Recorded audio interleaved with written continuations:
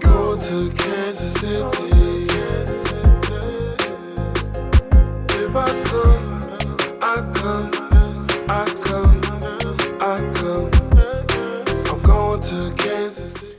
Welcome, everybody, to another episode of Chopping It Up with the Cleavers. My name is Emmanuel Cleaver III, and I'm sitting here with no water. What? Come on, man. I don't have any water. I'm in another person's home, so if I start coughing, it's because I don't have any water. I asked for some, so I'm Emmanuel Cleaver. I'm Emil Cleaver, and I have water. Well, I want to. Okay, drink some. So if you put it up there, I'm gonna knock it out. Now I'm gonna grab some.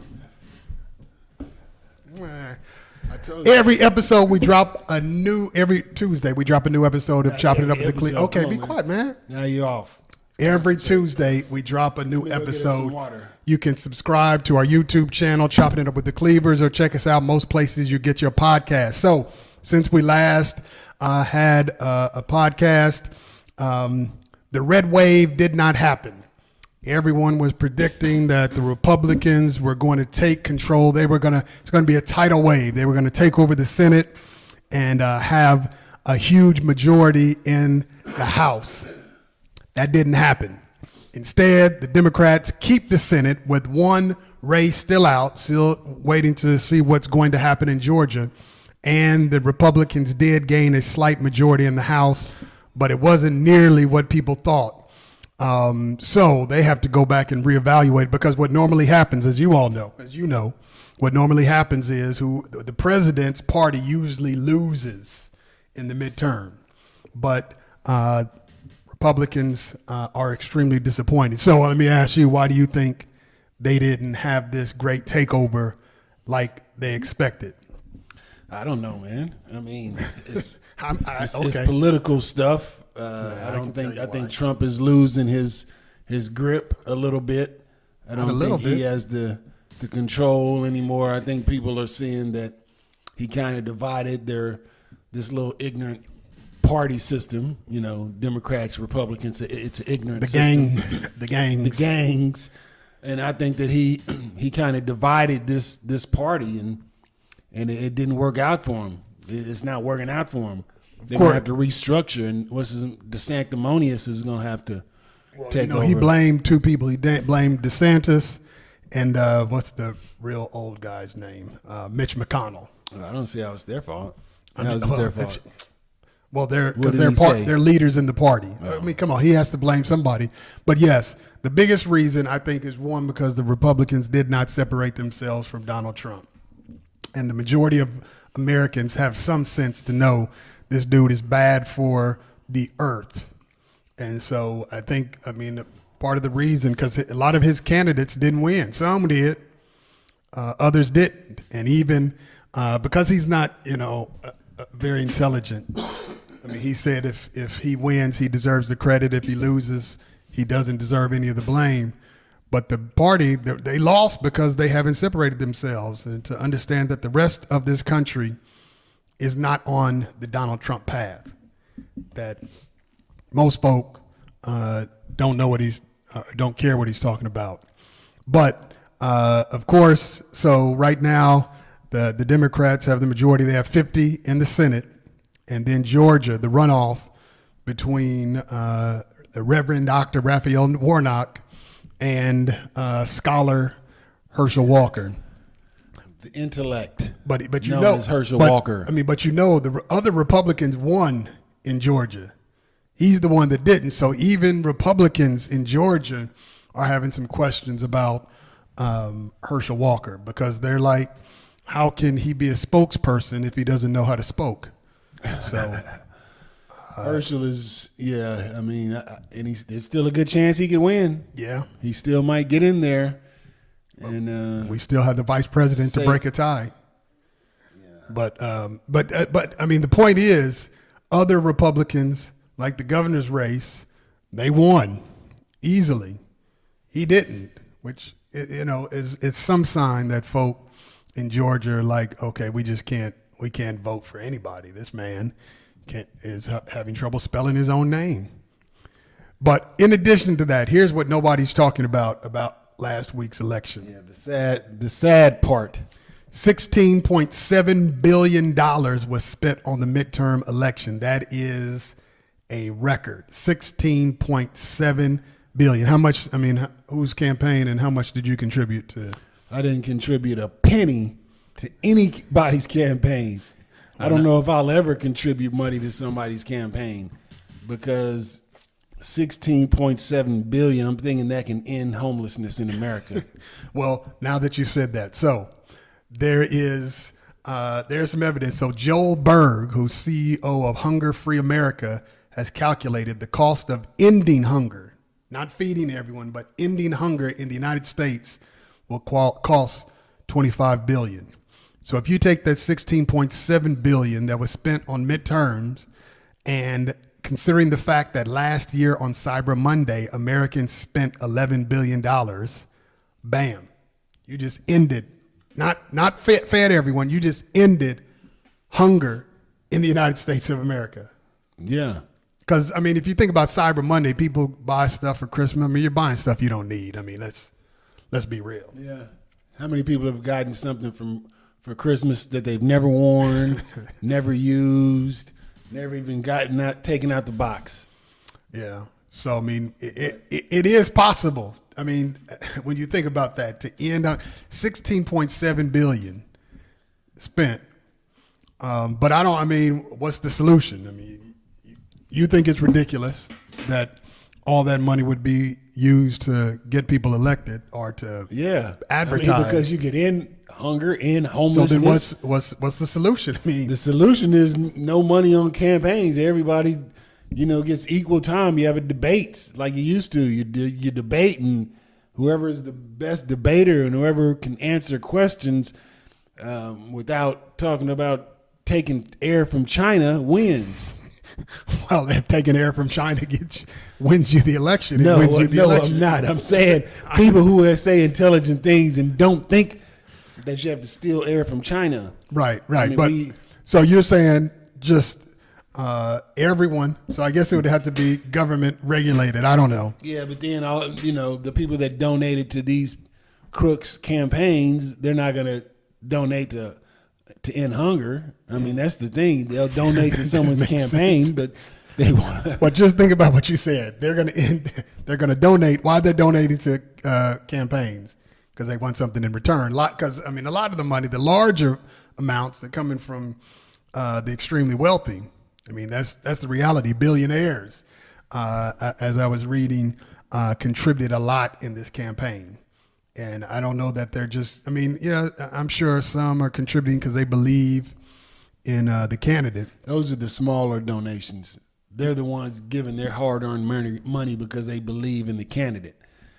The larger donors are giving money because they want something, most 9 times out of 10.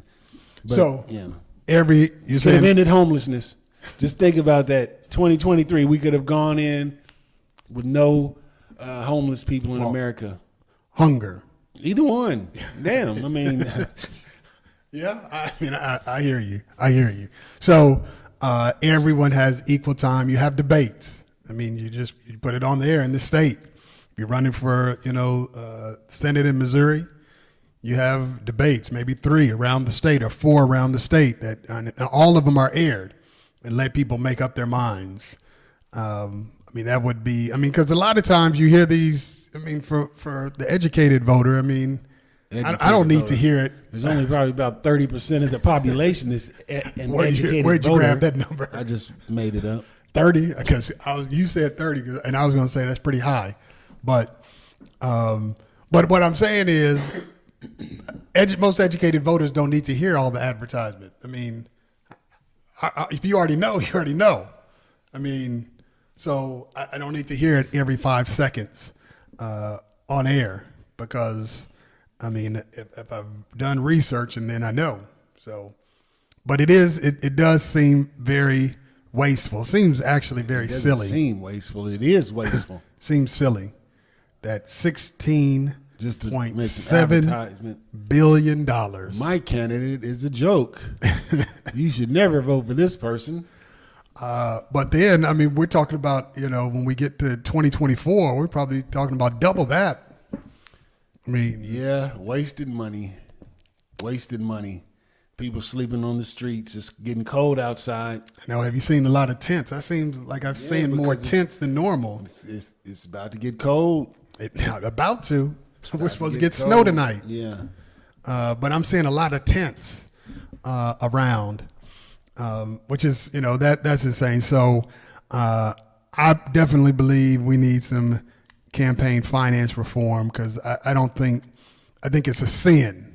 I'm going to use that word for any religious people listening. I think it's a sin to spend that kind of money on campaign when it could have fed, and we could feed every single human being in the United States.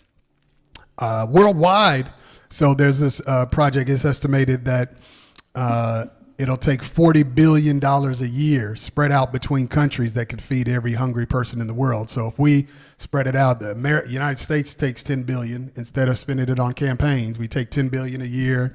Then you have some of the larger countries or wealthier countries. You look at France and the UK and Spain. I mean, it goes on and on. We could actually end hunger. Yeah. I mean, it's not that's a solvable problem. Yes, it is very solvable, especially when people are they're going to eat dinner and they're going to throw away a lot of food that could have gone to some hungry people. Yeah, a lot of stuff. Wasteful food. There's some of the people in Christmas, Thanksgiving, you're going to have a lot of wasteful food. Yeah, I was watching, I read an article this was several weeks ago about the average amount of food Americans waste. I mean, several tons. I mean, it's a ridiculous number that gets wasted. But that's my thought on the election. Other than is a lot of wasteful spending. Democrats keep control of the Senate. Still interested to see what happened in Georgia. To see who wins that. I'm assuming it's going to be Raphael Warnock. I mean, it just makes sense. We would hope so.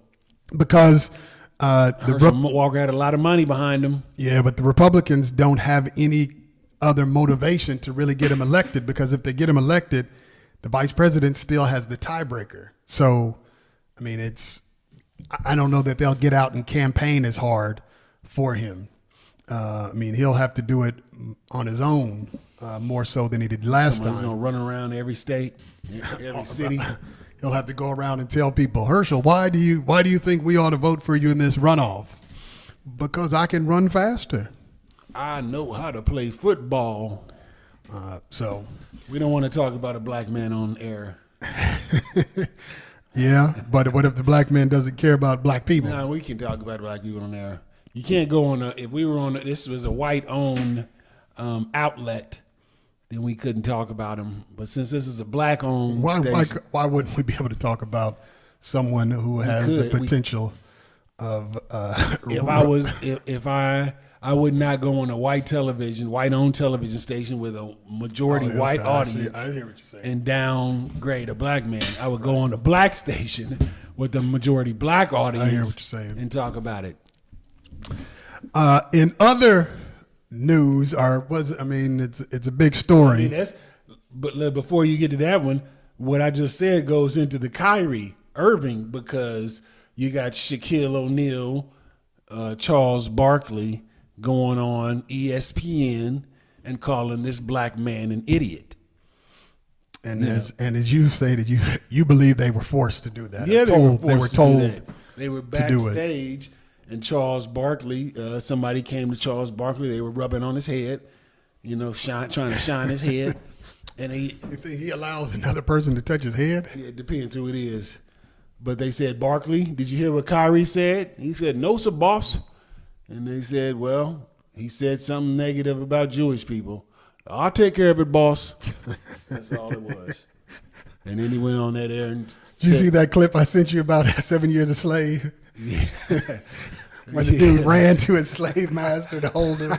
I forgot why he ran to him like that. Because they got in trouble with some others, and other white slave masters. And so when he saw his master was a good master. Oh, okay. And so he's like, "Master, come save me."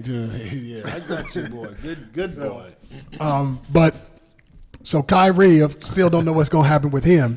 But, of course, you probably saw that the Nets owner, Joe Tsai, put out a statement. Racist. Saying that racist human being. Joe Tsai? Yeah, he's racist, man. Well, he talked to Kyrie and said that he doesn't believe that Kyrie has any beliefs of hate towards Jewish people or any group. Oh, well, since he said it. No, it must be true. I'm just saying. He said, I doubt that gets Kyrie forgiven. I mean. Well, he still has to do the little six steps of slavery. Yeah. Well, he said, the owner of the Brooklyn Nets, Joe Tsai, he said, we're working constructively toward a process of forgiveness, healing, and education. So they're still working. So he has to be educated. Now you got to go take classes. He has to take classes because of something that, they're offended by. Even though he's apologized, he has to take classes now. Well, of course, people are going to say his apology wasn't sincere. So what? Why does he have to apologize? He shouldn't have to apologize if he doesn't mean it. I mean, he said he was sorry. That's it. Whether or not, see, that's the liberals. That's them libs. That's them libs, man. They're the ones. Tell me your thoughts. They're the ones going after Kyrie Irving. Talking about his apology isn't good enough. Who are you to say whose apology is good enough? I mean, why are you trying to make this man apologize? That's how the liberals, if you don't believe what I believe, then you're evil. If you don't think how I think, you're evil. Man, I'm not down with it, man. So, but here's the thought that he offended. And he apologized. So does the group who's offended get to say whether they believe this apology was sincere? If I slap you. Which would never happen. It could happen. No, it wouldn't. Man. I'd block it. If I slap you. You wouldn't do it, though. Okay. If you slap somebody else, yes. If I slap you. No, not me. Man, come on. I'm trying to make a point here. Yeah, okay, but you're not going to slap me. Okay, if I slap you. No. If I slap you. No, that's not going to happen. Okay. So if I listen, point, you're not going to make this point. Okay, well, because you're ignorant, and people are saying that. They're telling me every day. I was in the grocery store, people are like, man, you ought to do the show by yourself. Man. Listen, if I slap somebody, okay, and then whatever happens, it gets broken up, and then I apologize. Isn't it up to that person I slapped to determine whether or not my apology? I mean, they can take it how they want. I can say, yes, my apology was sincere. They can say it wasn't sincere, but don't they have the right to say whether they believe it was sincere or not? They have the right to believe it's sincere, but they can't make you apologize more. Well, if you belong to an organization that employs you, then they can. Yeah. Well, and that's the thing. You have to make them believe.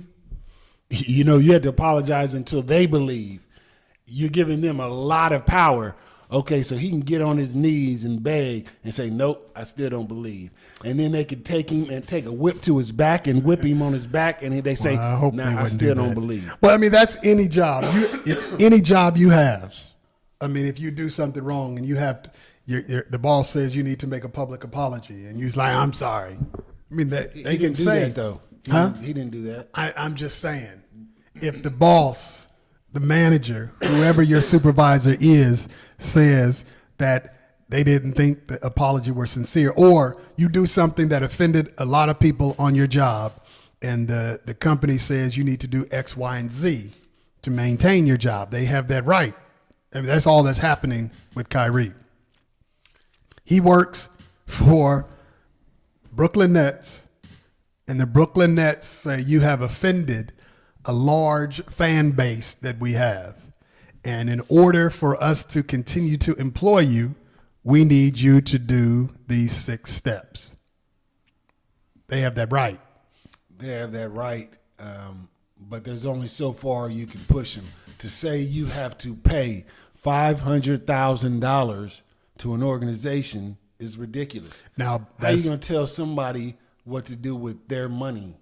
Now, that's the thing I don't agree with at all. And I posted something on social media that, I mean, the NBA and the Brooklyn Nets are wrong for telling this man how he has trying to take his money.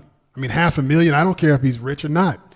You can't tell somebody that you have to give $500,000 to an organization. That doesn't make any sense. Now, I disagree with that. But at the same time, they do have the right to say this is what you should or should not. I mean, this is what you're going to have to do to get back in. The money part, I don't agree with that. Because if I was on the job and something similar happened and they say you got to pay, I'm like, man, that's why I have a job.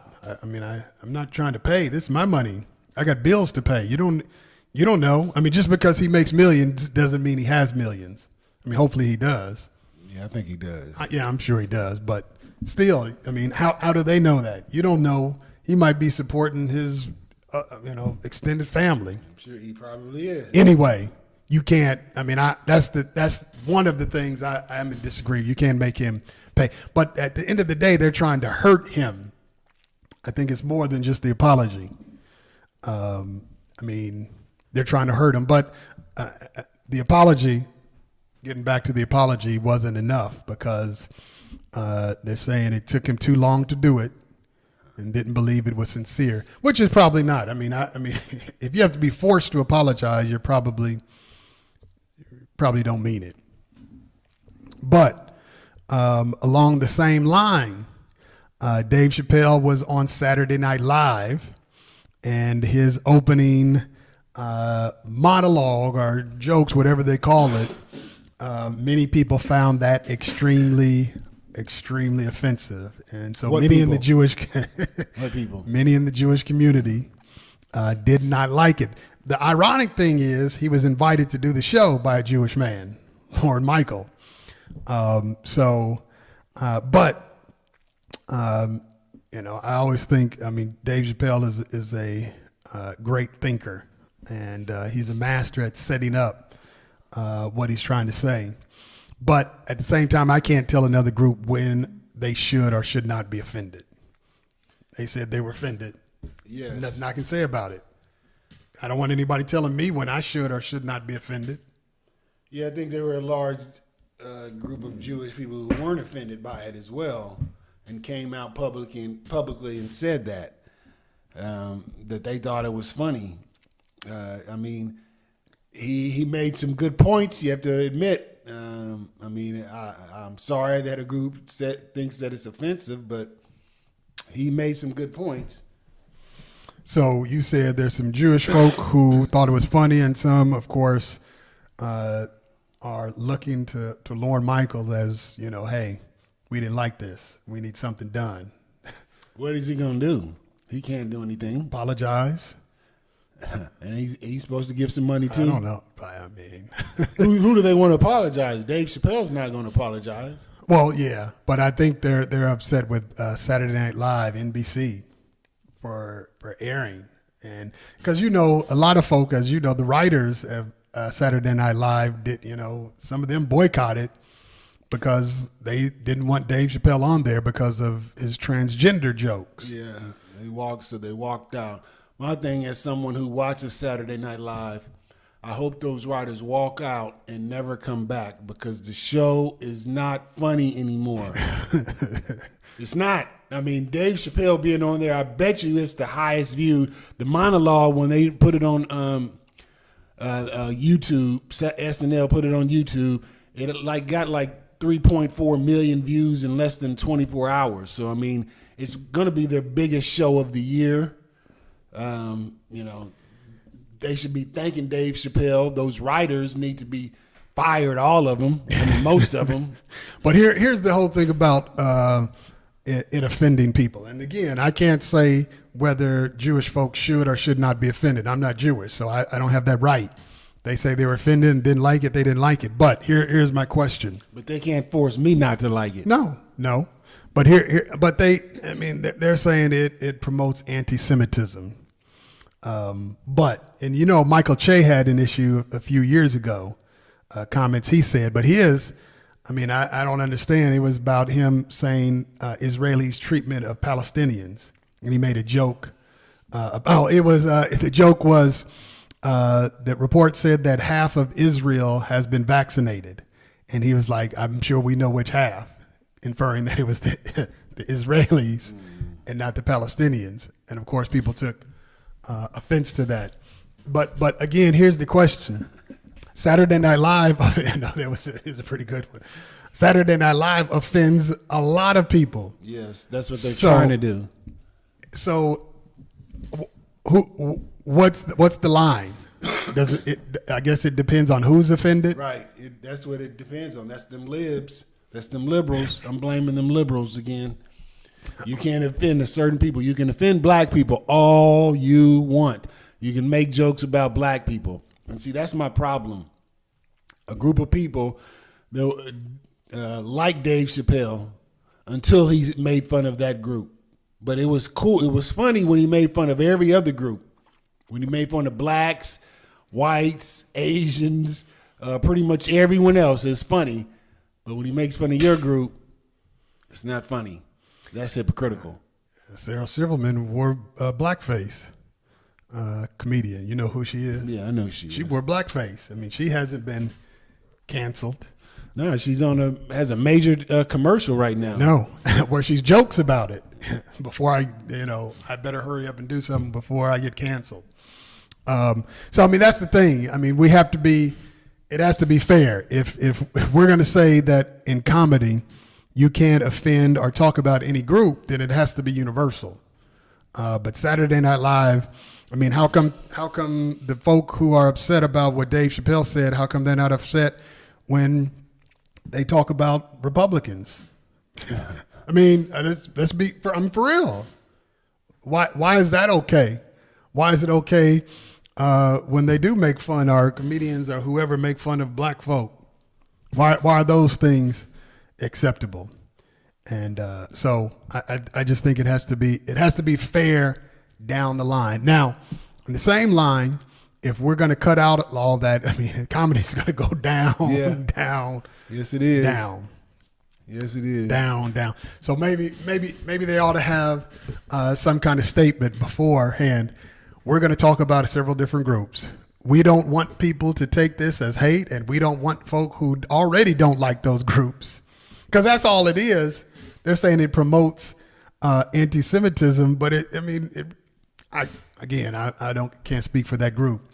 But in my thought, it would be is folk who are already anti-Semitic, who are going to take what they say. A joke is going to convert someone, but that's just my opinion. I mean, you don't want to hear racist jokes about black people, even though Dave Chappelle says racist jokes about black people all the time. He talks about black folk. So I don't get it. I guess because he's black, he gets to do that. I don't know. It's hypocritical. It's hypocritical what it is. But I thought Saturday Night Live was the best it's been in years, probably since the last time Dave Chappelle was on there. But again, maybe what it's going to come down to, like when they put explicit warning on hip hop CDs back in the day. Maybe you say, hey, this is going to could possibly offend some people. But again, I would just be like, hey, I'm not trying to hurt these groups.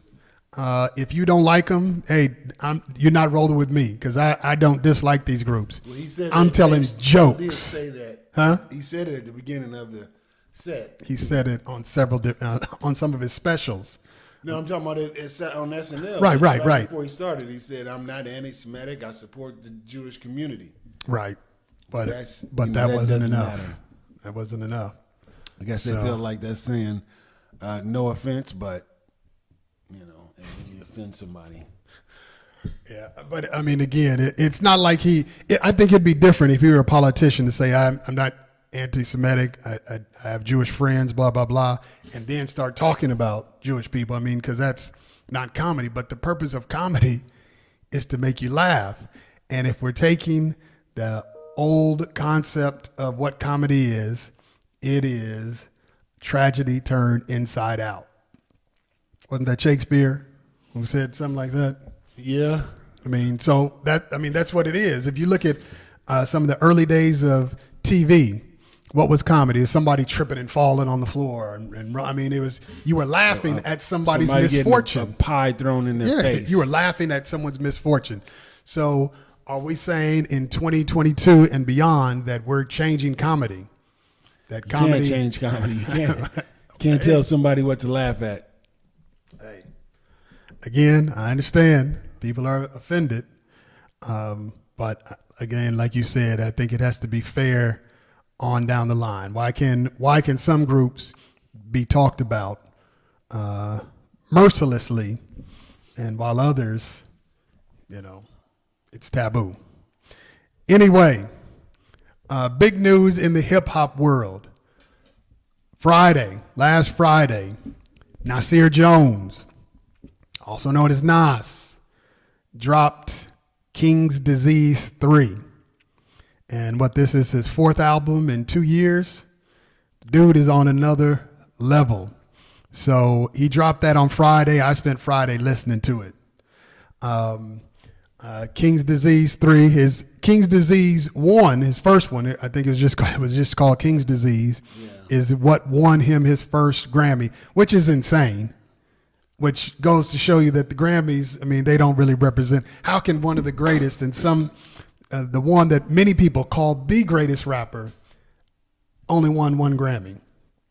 Doesn't make sense. But there are a lot of folk out there like that. Some never even been nominated. Yeah, but Rakim, Tribe Called, man, we can go on. Yeah, so King's Disease 3 dropped, and big buzz all over. I'm reading people's comments and talking about it's an instant classic. So we thought today we would do the top 5 Nas albums. Top 5 Nas albums. So, who's going first? Is it me or you? Yeah, it's your turn. All right, so number 5, I have a 2-way tie. I have Nas's album Life is Good. Life is Good had some of the best songs on there. Was No Introduction, Daughters, Cherry Wine, which he did with Amy Winehouse, and A Queen Story. Just some of the best songs on that album. So Life is Good, to me, is tied for number 5 with Hip Hop is Dead. And this was a hard thing because he's dropped so many. What, he has 20 albums? A lot. I don't know. So also tied is Hip Hop is Dead, which I know a lot of folk didn't like that. But to me, that was one of his best albums. So Hip Hop is Dead. Some of the best songs in there, Still Dreaming, which he did with Kanye West. Black Republican that he did with Jay-Z. Hip Hop is Dead and Let There Be Light. Some of the best songs on that album. So those are number 5. Number 4 is Stillmatic. Stillmatic. Some of the best songs on there, One Mic, and of course, the greatest diss track of all time, Ether. Okay, that's a big statement right there. Yeah. And then Got Yourself a Gun is also one of my favorite songs on there. But Ether, yeah, that's the greatest. I mean, come on. On that song, Ether, Nas became a psychologist. I mean, what other diss song does somebody psychoanalyze somebody? He said, you seem to be concerned with only dissing women. I mean, he's analyzing this dude. Were you abused as a child? Scared to smile? They called you ugly? I mean, come on, man. Anyway, so that's what I have at number 4. Number 3, I have It Is Written, or It Was Written, which the best songs on there, The Message, I Gave You Power, and Street Dreams. So that's what I have as number 3, It Was Written. Number 2, I have King's Disease 2. Although King's Disease is what won him the Grammy, King's Disease 2, from my perspective, both of them are good albums, along with Magic. But King's Disease 2, I think, was a little bit above the first King's Disease. And the best songs on there, Rare, which he did in the Grammys, performed on the Grammys. Brunch on Sundays, which is one of my favorite songs. I mean, that's a classic. And then Nas is Good. Number 1, and I might, well, I'm gonna go ahead and say this. Number 1, which is what most people will say is number one. Some might argue it's the greatest hip hop album ever made. It is a landmark album because of what Nas did on it. Prior to Illmatic, which is not my number one, prior to Illmatic, what most rappers did is they would work with a producer and do an album. What Nas did was get some of the greatest producers, and so he didn't work with just one producer like he did on King's Disease. So he worked with Q-Tip, Large Professor, DJ Premier, who else? Pete Rock, who's suing him, or talking about suing him. So it was just a landmark, and they've done documentaries on Illmatic. And so some of the best songs on there, Life's a Bitch, The World Is Yours, New York State of Mind, and It Ain't Hard to Tell. I'm really all of it. So that's what I have as number one. I'm going to just run it over again. So number 5, I have Hip Hop Is Dead and Life Is Good. Number 4, Stillmatic. Number 3, It Was Written. Number 2, King's Disease 2. Number 1, Illmatic. But here's my caveat.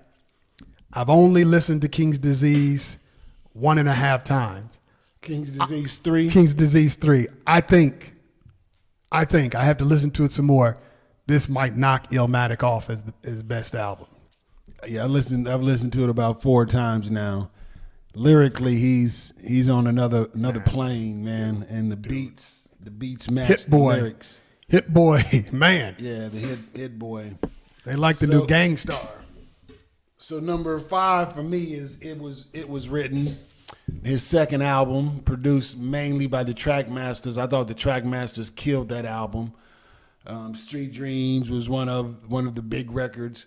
That was a big record, but the Trackmasters, they didn't get enough credit for that album. A lot of people were, I think if I remember correctly, people were kind of disappointed in that album because they wanted it to be more like the first album, which was, a classic. But I thought the production for the second album was great. And then Nas, I thought lyrically, he went to the next level. Yeah, he did. Illmatic was so raw and great, but I think he polished his style off on the second album. Number 4 for me is Life Is Good. That was a great album. I mean, he put it together. He was in his stride. I think he came out, showed his veteran skills. The beats on that one again were good. And he's dealing more with what's going on in his life. I mean, songs like Daughters and things like that. I mean, a lot of personal music on that one. But yeah, that was a great album. Number 3 for me is Stillmatic. So Stillmatic was almost, you could say, to the mainstream, almost like a comeback album, even though to his hardcore fans, he never left. Yeah. But there seemed to be a drop in the mainstream of the critical success that he had, saying that maybe his beat selection had dropped a little bit. But Stillmatic, he came back after Jay-Z had dissed him. He came back with Stillmatic and came back out with a great album. Which album was Made You Look? I think that was Hip Hop Is Dead, isn't it? No. Anyway, okay. Street Disciples, whatever. Yeah. Anyway, yeah. So Stillmatic, he came back out hard and started getting the critical success that he had once garnered at the beginning of his career with Stillmatic. Number 2 is King's Disease 2 for me. That's a perfect album. I mean, I was going back and forth whether I was going to name that number 1 because the album is great. Count Me In. I mean, just the simple rhymes on that one. He has Charlie Wilson on there. The beats on that album are incredible. Man, it could be number 1. Yeah. Yeah, I mean, My Bible was another track. Nas is good on that album. I mean, it was a great album, and it might be number 1. But number one, which was, like you said, considered by many to be the greatest hip-hop album of all time, Illmatic, dropped in 94, I believe, and 93 or 94. 93 and 94, and turned hip-hop upside down with this.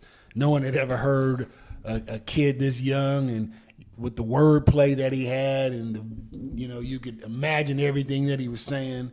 The beats were off the chain. I mean, it was just a monumental album in hip hop. Still stands the test of time. So Illmatic number one. But like you said, King's Disease 3 is coming. Man, so that may be on my top list. And Magic, his album Magic that he dropped between KD 2 and KD 3, also produced by Hit Boy, was a great album. I mean, I'm gonna have to put that number 6 as my honorable mention. But yeah, KD3, check us in about a year, and we'll know if KD3 is broken that top 5. Well, let me just say, I'm pretty sure it's going to be in my top 5. To me, like I said, I have to listen to it some more. It's probably going to battle Illmatic for number 1, because that King's thing is nice. Yeah, it is. But Illmatic, I don't know, because I mean, if you got to look at it just because how landmark it was, I listened to people like Common talked about when he heard Illmatic, and he was like, it changed the way he thought. It changed his life because he's like somebody who's going deep. I mean, yeah, he's talking about street life, but he was really analyzing it, not just from the perspective, hey, I got a gun and some money. I mean, he was really going behind the scenes. Even Jay-Z talked about when he dropped his first album, he was like 26, so he was older than a lot of other rappers when they first came out. So he thought his first album was a lot more mature. But he even said, but you had somebody like Nas who dropped it young, but he's like, I think his mother was a teacher or something. I mean, giving props like somebody that young that is really exploring, I mean, what's going on in his mind, what's going on in the world, and not just calling it out, but I mean, why is it the way it is? I mean, dude, Nas is Nas. He's a thinker. Yeah, no question. He's a thinker. He elevated it. Illmatic, definitely. So, I mean, it'll be hard to knock out Illmatic, but King's Disease 3 might do something similar. I mean, because the beats, Hit Boy, we'll see how Nas, the public reacts to it. I don't know what the public reaction has been to it. I think it's been mostly positive. Oh, yeah, no, it's been... I saw some 21 Savage came out and said that Nas is irrelevant, his music is irrelevant. I don't know why he would... Young just rap said artist. that? Yeah, he just said it. Man. He just said it. I don't know why he would come out. Let me say this to 21 Savage. Let's see if people are still bumping your music in 20 years. In more than 20 years. 30. Yeah, it's been 30. 94. So it's been close to 30. But let's see if people are listening to your first album 30 years from now, like people are still listening to Illmatic. 2, let's see if you're still making albums that people are salivating over in 30 years. What song does he actually talk about that? Where it's like, it's on Hip Hop Is Dead. He's like, you've been in the game so long, I'm messing it up. Come talk to me after 10 years. And so, yeah, it's on Hip Hop Is Dead where he talks about that. But I forgot to mention, so some top songs on King's Disease 3, Ghetto Reporter, how it starts off. I mean, and Hood to Hood is on another level. Yeah. Hood to Hood and Thun. That's where he's joking, talking about the rivalry that he and Jay-Z once had. Dude is on another level. So 21 Savage, come on, man. Go work on your craft. That's what we have. Let us know what you think are Nas's top albums. Which one did we miss Nas, up? go check him out. Man, if you have check out Illmatic. Yes. I mean, Illmatic would be good, but if you want a more mature thinking man, I mean, King's Disease 3 might be a good one to start off with. Yeah, his latest album. I mean, you'll get a good understanding of him. The song I was thinking about, Made You Look, that was on God's Son album, which, I mean, Made You Look is one of my favorite songs. We could have done his favorite song, which would have been harder to do. Yeah, that would have been a lot harder. But that's got to be somewhere in my top. You a slave to a page in my rhyme book. Yeah. Let us know what you think. Every Tuesday we drop a new episode. Subscribe to our YouTube channel, Chopping It Up with the Cleavers. Check us out most places you get your podcast. See you next week. Peace. I come, that's where I'm from. I say I'm going.